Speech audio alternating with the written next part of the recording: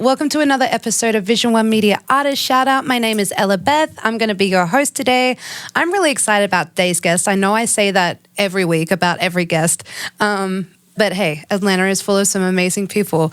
One of those being the guest that I have here today. She is not only a performing artist as just a singer or a songwriter, she MCs, she models, she hosts. She's one of those women around town with fabulous style, like not gassing her up here, but really excellent style. So without further ado, welcome ADAEZE ORJI. Hello. Thank you. Okay, enjoy. Thank you so much for being here. You're so welcome. Thanks for having me as well.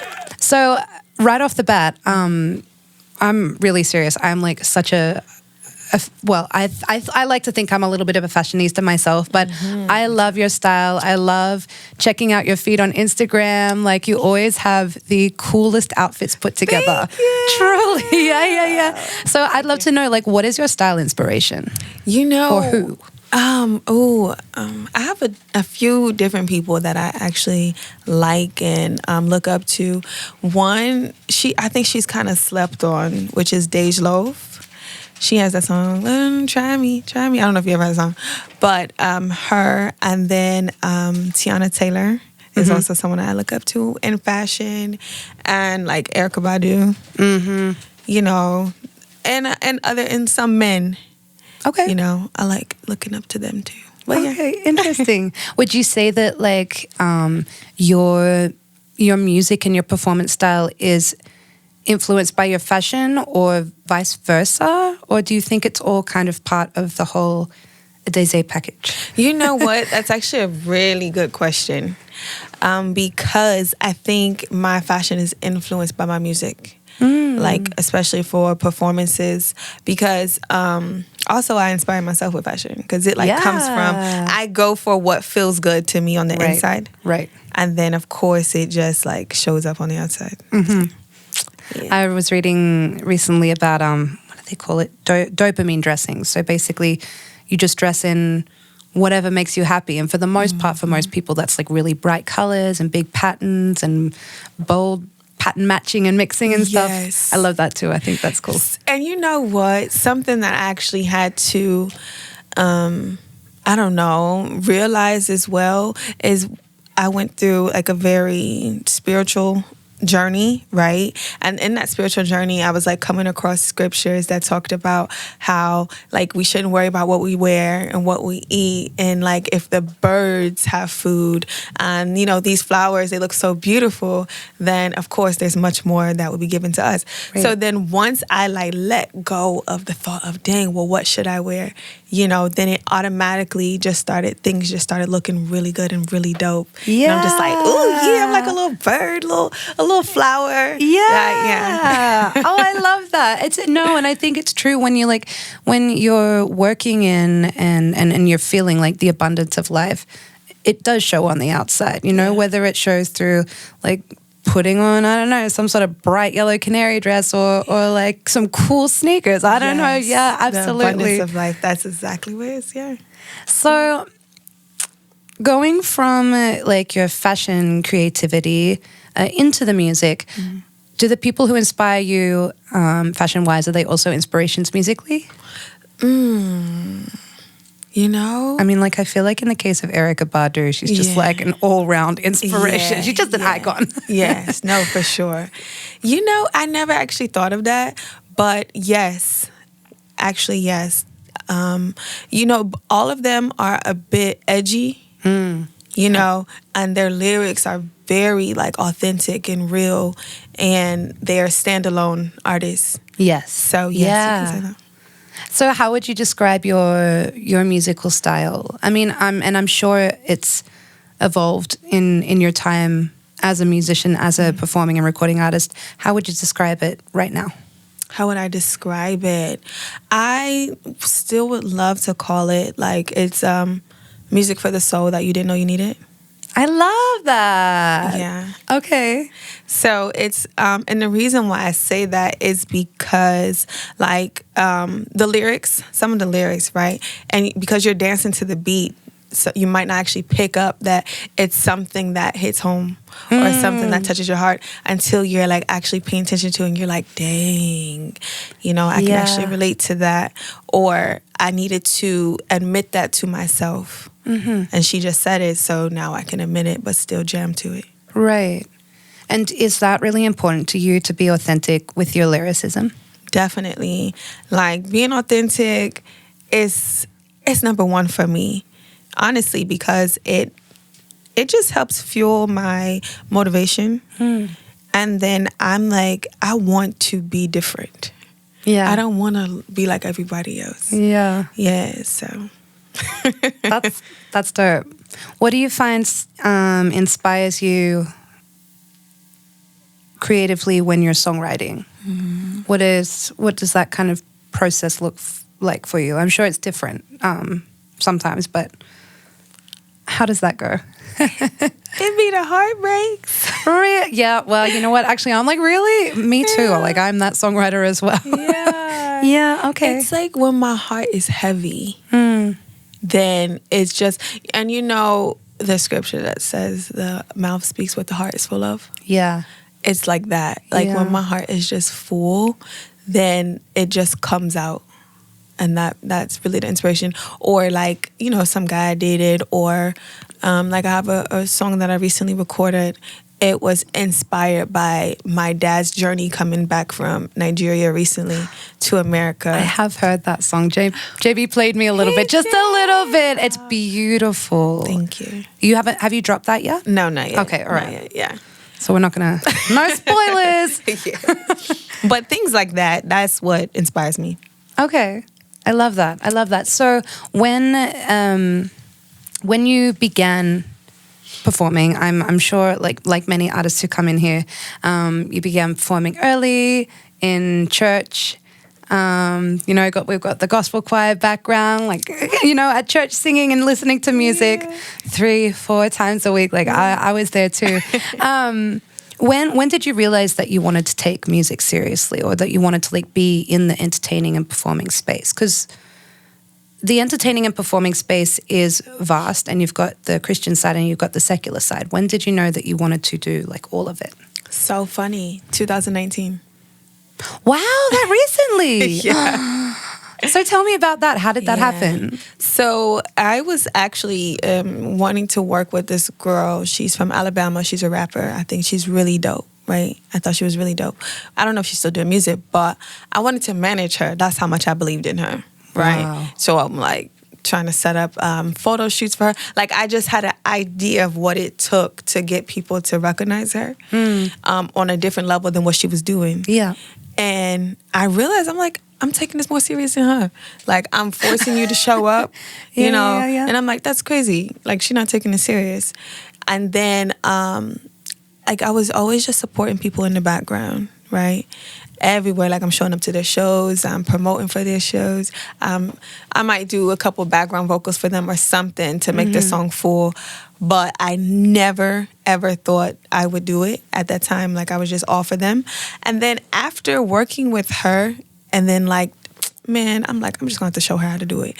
Like, I just started thinking that. I'm like, I'm just going to do it myself. Yeah. I was like, I'm going to have to show her how to do this. And That's then amazing. the desire just started growing more and more. And then I was just like, okay, bet, I'm going to do it. That's incredible. But you might like that was when you started taking it seriously. Yeah. I guess you've been singing your For a whole long life. time. Yes, Yeah. in church, yeah. For I sure. love that. So when did you sort of I don't want to say like transition because I think for a lot of us who do have the same backstory of church, like we walk the line, you know? That is both our burden and our greatest gift. When did you like start to walk the line? Oh, that's a good one. That's another good one. Okay, because my sister and I, we did have a group within the church realm. We were called Soulful Sisters. I love that. Yeah. And we would go to different churches, different programs, and we would sing. Our mom was our manager. Okay. Yeah. So she would like book us for different places to sing. And let me see. I got into entertainment more, just like learning about the secular world for real, the entertainment side, and like 2016. Okay. Even though I wasn't trying to do music or anything like that, but that's when I was introduced to it. Right. Going on set, video shoots, and stuff like that, sitting in more extravagant sessions of music and stuff. So I guess my eyes started kind of getting open at that point. Yeah. And then maybe like 2017, then I was like, I kind of stopped with the performing in church more. Okay. Yeah, so me and my sister weren't really performing much more together or anything like that. And then, 2 years later, I started doing secular music. Okay. Yeah. That's so interesting. It's always interesting to hear other people's stories because we have this commonality of like, our faith and our upbringing, especially for 90s kids, like those of us who are millennials, like there is a real collectiveness. So I love hearing how people navigate that, how people do walk the line, how people have like worked their upbringing into their into their adult life, or maybe they haven't, or maybe so it's really interesting to me. Yeah, that's such a good question, and it really helped, I guess, to gain confidence as well. And sometimes I forget I even did that in a church. I don't know how, but I forgot I was even going around performing with my sister. Yeah, like it's just like a minuscule thought that I haven't really dwelled on recently because I've been so focused on what I'm doing now. And I'd be so quick to move on to the next thing. Yeah. Me too. Yeah. Like, as soon as an opportunity is there, I'm like, all right, like, look at the pros and cons. I think I'm going to go for it. Right. I love that. Yeah. So how, I want to know, you also do a lot of hosting and emceeing. You're amazing on the red carpet. I really like watching the little clips on Instagram of like different interviews you've done. How did you get into doing that side of things? Did that come through music or? So funny, actually. That actually came through. I had got approached by a former radio company that I was working with, right? African radio company. And what are they? Radio and TV, right? Okay. And they approached me to be their, what was that called? Something of head of business here in Atlanta. Yeah. Right? And they have like red carpet and this and this and that. And they're like, I think you would be great with hosting. I did want, because I'm a content creator as well. Like I help people create content. I film people's content for them, and I social media manage, right? Mm-hmm. So this one client of mine, he just wanted me to go around and host people for a show he had coming up. Okay. And ask questions on the street.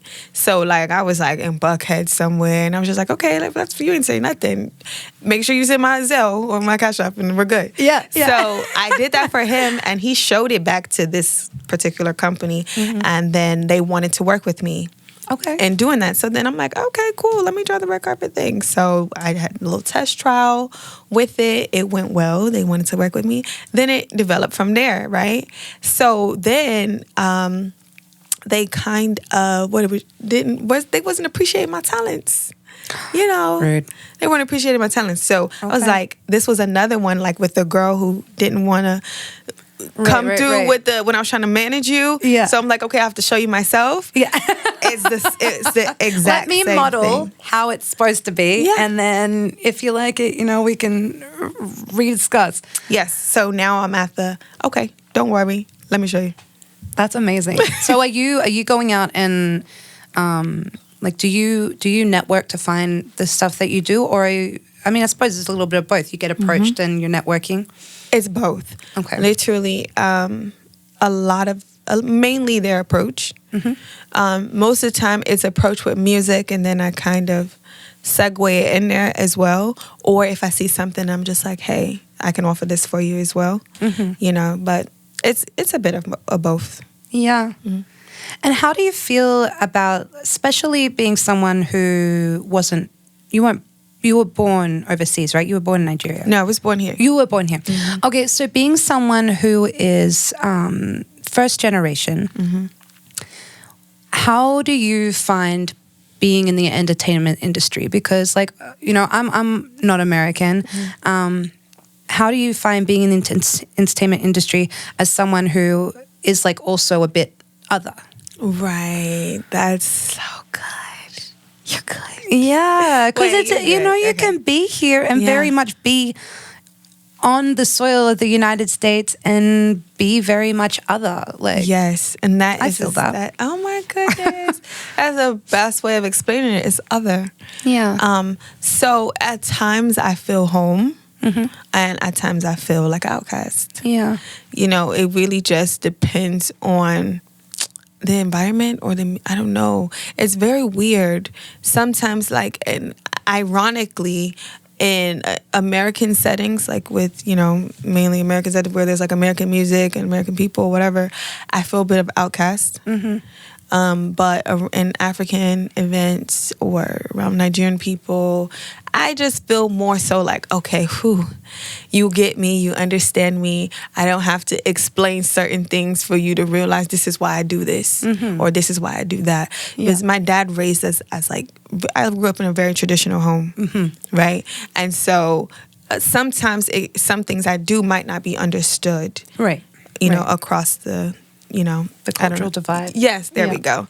So around Africans, it's a bit better, but at the same time, there are some Africans that try to make me an outcast within me feeling like home, like to try to let me know, like, no, you're different. Right. Like, no, you actually are over there.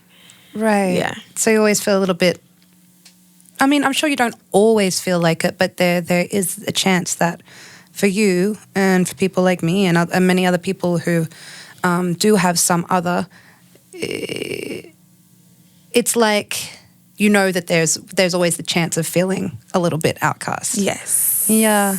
Yeah. I feel that too. I'll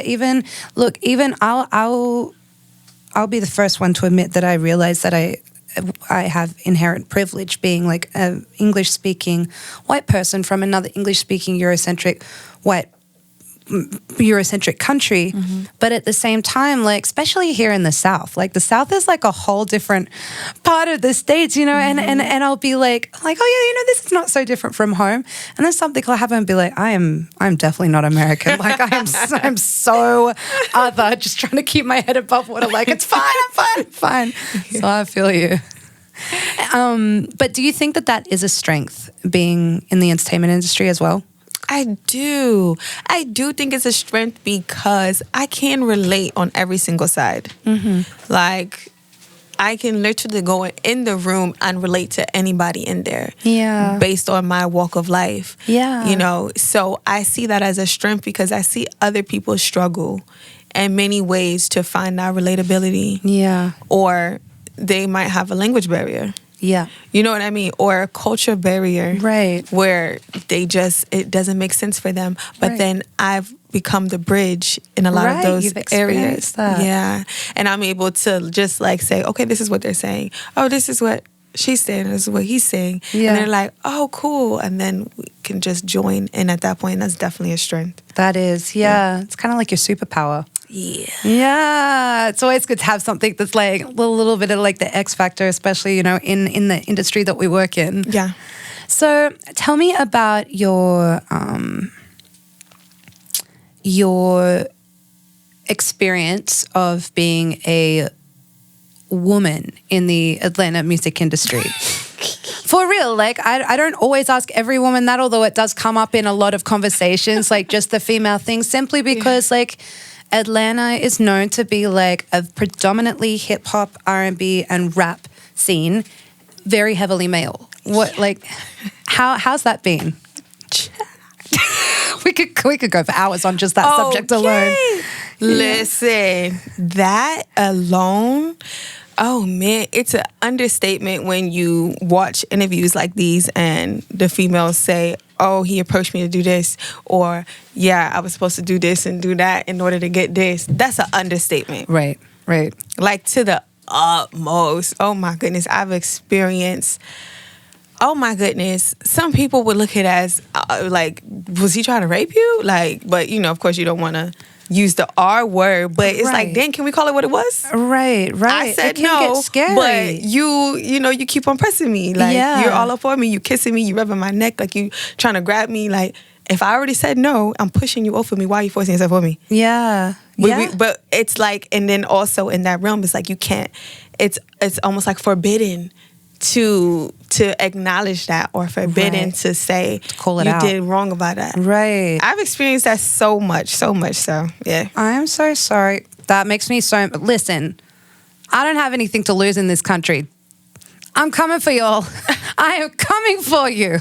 But at the same time, and this might sound crazy, but at the same time, it's like I can handle it. It's true. Like, I know how to. I mainly go places by myself. Yeah. Yeah, Right. y'all don't try it, but I mainly show up to places by myself. You know, Right. in a room full of men, in a room full of like. I'm like, okay, I served this country. I did my time in the United States military. Right. I'm not afraid Right. of nobody. Right. You know, so I do know how to handle myself, but at the same time, I still try to be myself, which is gentle. Yeah, absolutely. You don't want to like compromise. It's hard, isn't it? Like, you don't want to compromise the person who you are, but you don't want to be put in a compromising position either. There we go. And having to like juggle that. Yes. Yeah. Yeah. So that's where it's at with it. Man, I'm sorry. I mean, and you know, the thing is, like, that's not an uncommon story. And it's not an No. uncommon thread for many of the women that I talk to. Yeah. You know, it just is part and parcel of the world, sadly. But yeah, the entertainment industry is both incredible and can be really rough and brutal and awful. So... And I think it also just depends on your morals as well, Yeah. because there are many people that play the game. Right. There's like many people that, you know, they know I can just talk how I want to, right? Yeah. I gotta suck a little dick. I'm just being real. There's people that know that, oh, you want some this? I got it for you. But I'm gonna get this, right? You're gonna make sure I get that feature, or I'm gonna get that placement on that playlist. You know what I mean? Like, you're gonna get me in the room with this person. They play the game and they play it well, and they play it to the point where it's like an emotional film Right. over them, where you think it's not affecting them, but it's definitely affecting them. Absolutely. Yeah. And so yes, it just depends on your outlook and Absolutely. your morals. That Yeah. for me, that's not for me. That might be for you, but that's just not for me. I'll Right. just have to grind it the way I feel like I'm just going to grind it out and let it happen. If that takes me longer, okay. Yeah. And I think it's really important also to like, this is also something I've touched on with other people in the show, is for younger musicians who are coming up through the ranks, you know, like the music industry itself has just totally changed and expanded since we were sort of in I was in my early 20s and stuff. And so I think I always like to let young people know, especially young women in the scene, that like I'm here for you. I really am. Like, there will never be any sort of judgment from me, and there's never going to be any competition from me. Like, I'm here for you, whatever you need, because I want to be able to protect young people from some of the things that I was either too naive or just didn't get protected from. So I feel you, yeah. Straight up. And that's actually what keeps me going a lot of times, is that I think about, it's not for me. I'm like, okay, I need to create this roadmap for these females that think that they have to sell their soul, that think that they have to sell their body in order to get to where they think they want to go. Right. You know, so just recently I've been like, dang, oh my goodness, am I going to keep doing this? But when I think about that, like, dang, I need to actually protect the future woman, you know, then that's what actually keeps me going. Yeah.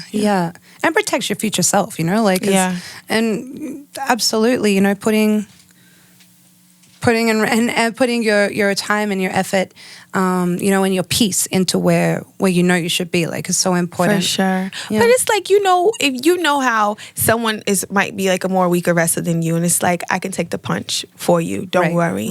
Right. Just run through as I'm taking the hits. Yeah. That's how I feel. That's amazing. Oh, so as we get a little closer to the end of the interview, I kind of don't want to wrap up now. I'm like, man, we could talk for hours on like that subject alone. Yes. But as we get towards the end of the interview, I like to do a couple of like short fire answer questions. Okay. They're not all super serious, so just feel free to answer however you'd like to. All right. What is your favorite sound ever in the whole world? As far as like frequency? No, like what's your favorite thing to listen to? For example, mine is my husband's laugh. So lame, but yeah, it is. This is going to be funny. Mukbangs, like ASMR. Oh, really? Like, Yeah. I hate that. All of that. Girl, I just be watching them eating crabs, KFC chicken. Yeah, ice. Amazing. Oh, yeah, I like... Yeah. That's amazing. Yeah. Okay, cool. All right. So if you could be on a festival playable, it's a one-day festival. You're one of the acts, and there's 4 other acts. Who would the other 4 acts be? Ooh. Dead or like alive? Dead or alive, yeah. Okay, Bob Marley. Excellent. Michael Jackson. Yes. Indiari. Girl. Yeah, and Adele. I love that. Yeah. And ADAEZE. So yes. I love that. Okay, I definitely come over to that festival. I'd pay top dollar for like the front seats. Yeah. That would be sick. Especially if at one point there was like an ADAEZE, Adele, and Indie Ari like little trio moment. Stop. One can only dream. That's so beautiful. All right, next question. If aliens came to Earth and asked you, what is the best music album on the planet, what would you play them? Ooh, dang, that's dope. That's hard, right? I would have to say, ooh, that is really dope. Okay, I'm gonna say the best of. Oh my God, how do you answer that? How do you answer that? Best of Anita Baker. Okay. Yeah. Okay, the best of Anita Baker. Like her essentials, somehow they have to make an album of that. Yeah. Oh, I like that. I think we give the aliens a really beautiful view of humanity, you know? And final question. What is the one song on the planet that you... And this isn't to say that I think anyone should like covet anyone else's art or anything, but what is the one song on the planet that you listen to, you're like, man, I wish I wrote that song?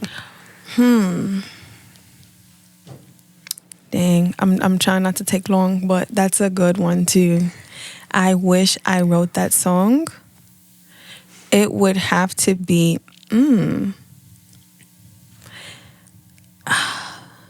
anything by, oh my gosh. Okay, I'm trying to go fast, okay? But the pressure is getting worse.